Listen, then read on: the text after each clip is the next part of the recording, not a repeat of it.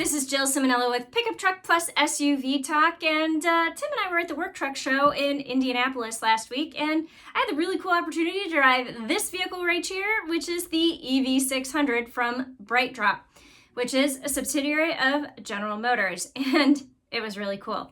However, we had a little bit of a technical glitch, and yeah, my audio didn't record. So instead, we are going to take some of the B-roll recaptured from the event, and we're going to do an interview with someone from BrightDrop. So let's take a closer look right now.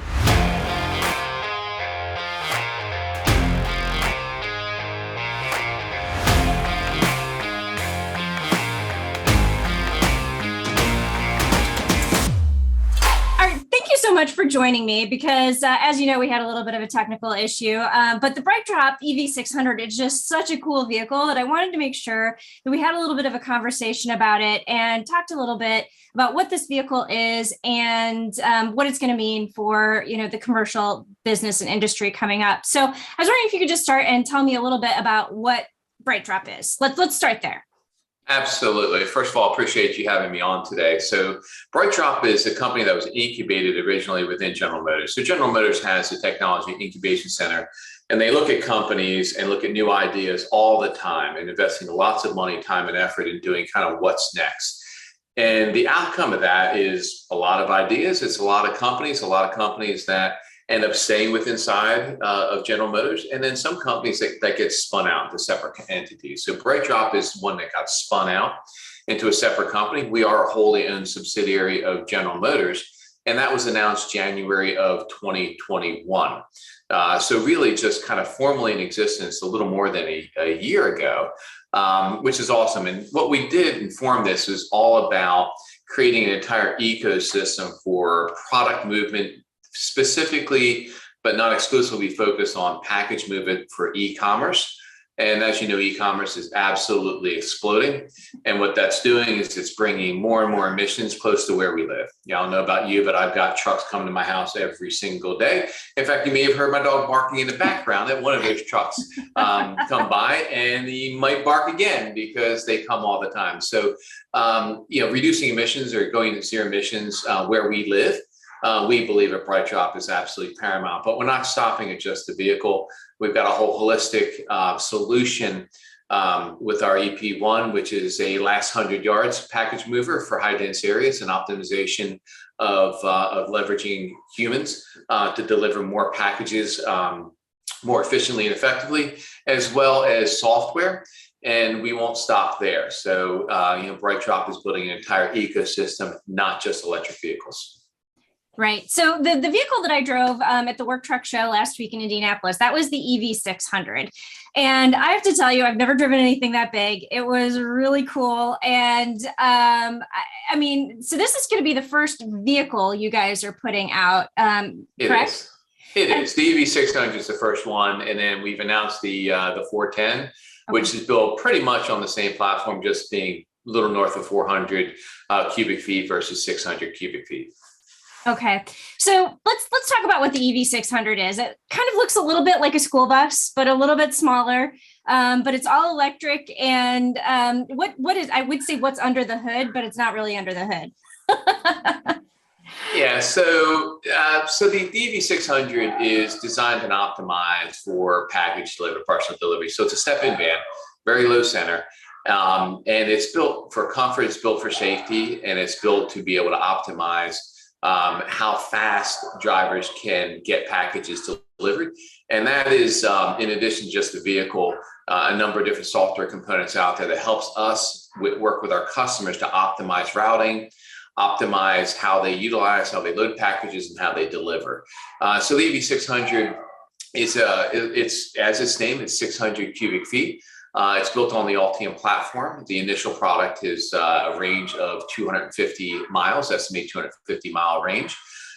We will be coming out with other derivative versions of that are lower mileage. This one is four-wheel drive. We'll be coming out with two-wheel drive derivative versions as well. And it's about 290 inches long. So it's about the same size as you would see the bulk majority of the kind of FedEx Express trucks that went out there, and FedEx being our launch partner, that's what you would expect. But the other interesting thing is that we've added in all of the safety features that you expect with luxury vehicles. And comfort of luxury vehicles. Heated seat is an option, heated steering wheel is an option, front and rear passenger detection, auto stop, cameras, surround cameras. So there in a number of other things. So we've created this to be a very comfortable driving experience. As you can tell, it's kind of like driving a big SUV. It's really not like driving a big diesel truck. It's very safe. So all of our testing of this with the drivers, they've come back and they just absolutely love it, which is phenomenal for us. Well, I have to say, like when I was driving it around downtown Indianapolis, and so I live, in downtown Chicago, so right. A little bit of a similarity in terms of like the tight city spaces. But one of the things that I was really impressed with while driving it, two things. One was just how quiet it was. And then the other thing was just the visibility. So the windows are just very big, and it's like you're sitting in a black glass box. It was so, and I'm about 5 feet tall. I mean, you can't see it while I'm sitting in the chair and on camera, but I'm very short. And so I was able to get in, I had to jerry rig the chair a little bit and move it forward, like, the seat back, but I was able to get in and felt relatively comfortable. And I was super impressed with the visibility and how easy it was to maneuver. I mean, you have to remember, you've got this big long thing in back, so you can't take a super tight corner, but it was very easy to drive for somebody who's never driven anything that big before. Like I got in and I felt comfortable immediately. Yeah, and you're the norm now, not the norm height wise. I apologize for that, but you are a little on the short side. But you are the norm. I mean, that's the feedback that we're getting. We've tested out there with a number of people, just like yourself, but also with the number of FedEx employees that are used to driving an ICE version, and they come back and they're all smiles and they're going, can I just keep this one? Yeah. So again, just very, very comfortable. And here's the thing: we're in an environment where the workforce, it's hard to get people. Yeah. It's expanding, it's growing. And not only is it hard to get people, it's hard to keep people. So giving them a very comfortable vehicle that's safe is an added work benefit that we're seeing, at least initially right now, that the companies we're working with are saying, hey, they think this is going to be really good for recruiting drivers as well as retaining drivers. Right. Well, and you know what? One of the very first things that I noticed while I was sitting in the driver's seat, first off, it was very comfortable, but second, it has the haptic feedback that you get in a lot of the General Motors vehicles. So like if you were getting too close to something, like your seat vibrates. And so it's giving you, you can see pretty well, but I mean, you are high up. So if there's something lower, like I do have to admit, there were a couple of cones, and the person who pulled the vehicle into the spot didn't pull it in right. So there was some cone carnage, but the vehicle vibrates as you're getting close to something to kind of give you that extra sensory perception of what is around you. And I definitely appreciated that. Yeah, it's awesome. We're getting the same feedback. People get in it and they're like, Steve, this is like driving in a luxury car. And that's one of the advantages of being part of General Motors. If you think about it, we've got, I'm a startup accelerator guy. I'm a software startup accelerator guy. And GM and spinning this company out has brought in the whole C-level team like myself that has a diverse background in technology acceleration.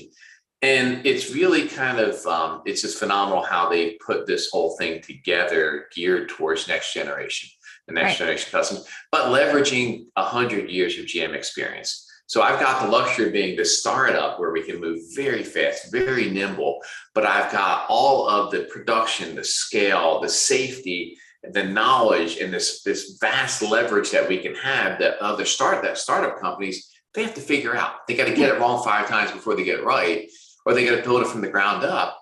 And what you just experienced there was we leveraged stuff that we already have in production at GM for other vehicles. So it's the best of both worlds, which is why BrightDrop is really the company to watch in this LCV, light commercial vehicle space. So you mentioned 250 miles of range, and I know a lot of companies talk about that, 100 miles, maybe a little bit more in a city for like a FedEx or an Amazon delivery truck is probably about the sweet spot.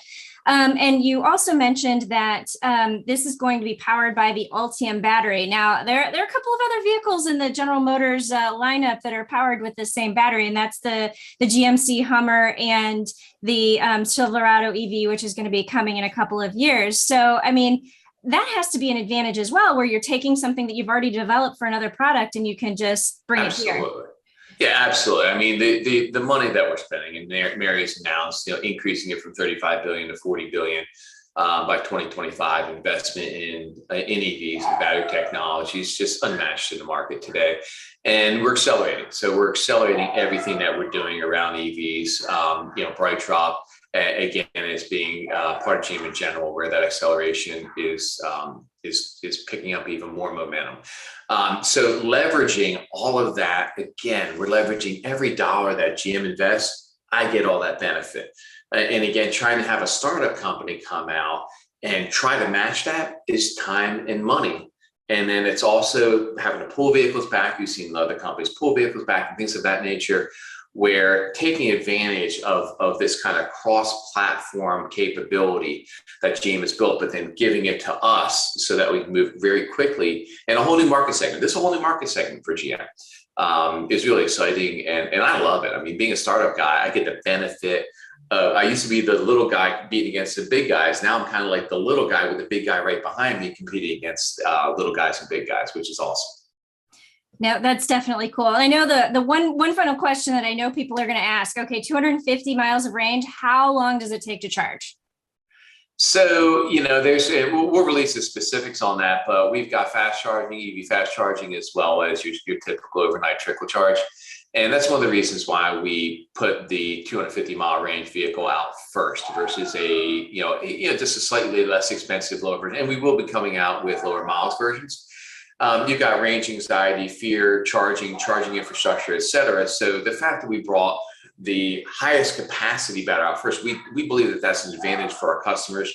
And it's why we did it, because now they might be able to go 2 or 3 days without charging. So they could deploy more EVs with less infrastructure while the infrastructure catches up. So we'll be able to do fast charging, get sufficient battery charging in well under an hour onto this, just like you would expect it to do, as well as doing your kind of slower rate with cheaper infrastructure, trickle charge overnight, depending upon your needs. So, I mean, is the idea, I'm like, so there was just one more question, is the idea that the companies who are buying a fleet of these vehicles, that they would then put chargers in and charge them at the home base? And is BrightDrop helping with that, or like how will that work? Absolutely. So we do expect, and in fact, our initial customers that we're working with already have charging infrastructure in place. So for example, FedEx, with the initial vehicles that we delivered to them out in California, already have capacity and charging stations for the first 150 vehicles that are being delivered, which is phenomenal.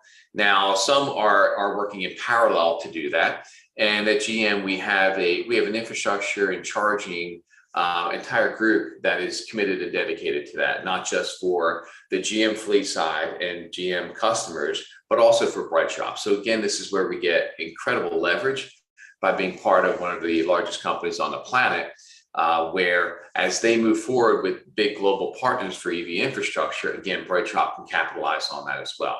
So we're doing so in a consultative manner with our customers. We're doing so as they come to us and see the need for that.